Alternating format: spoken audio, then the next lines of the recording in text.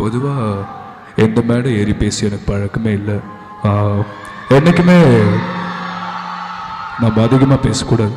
நம்மளை பற்றி மற்றவங்க தான் நிறைய பேசணும். பாருங்க இங்க பாருங்க, ரொம்ப சந்தோஷமா இருக்கு. தேங்க்யூ தேங்க்யூ வெரி மச்ங்க. என்ன சொல்றது, உள்ள வந்து உடனே ஒருவேளை இது உரகடமோ அப்படின்னு பயந்துட்டேன். அவ்வளவு பிரம்மாண்டமா இருக்கு. அம்மா தான் எல்லாம். அக்கா கோட்டைக்கு கிளம்பிட்டீங்களா? அக்கா மதிய சாப்பாட்டிற்கு என்ன வேண்டும்?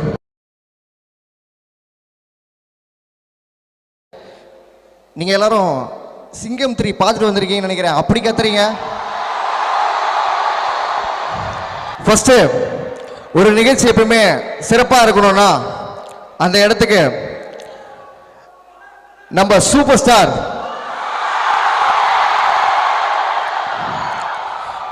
ரஜினி சார் இங்க வந்தா எப்படி இருக்கும் அப்படின்னு சொல்லிட்டு ஒரு சின்னதா ஒரு ஸ்பீச்.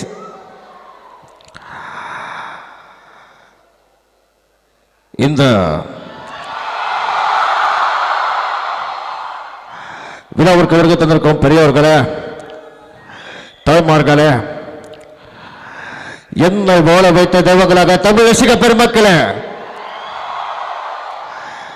எல்லோருக்கும் என்னுடைய வணக்கம். பொதுவா பொது நிகழ்ச்சிகள்ல பொது சம்பவங்கள்ல நான் கலந்துக்கிறதுக்கு கிடையாது. அப்படி இருந்தும் நான் இங்க ஏன் வந்திருக்கேன் அப்படின்னு சொல்லி சொன்னா, மாணவர்கள்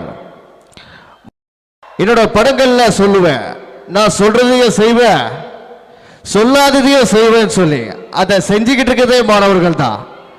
ஸோ ரொம்ப சந்தோஷம், ரொம்ப மகிழ்ச்சி.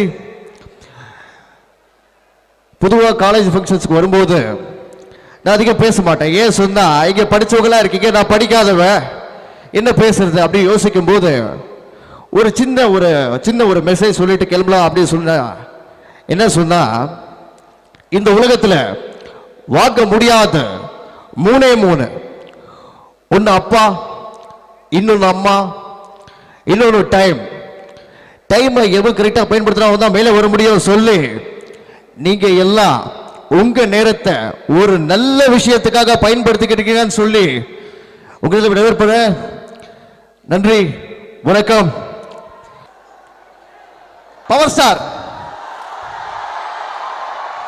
அப்பா, பவர் ஸ்டாருக்கு எத்தனை ஃபேன்ஸு?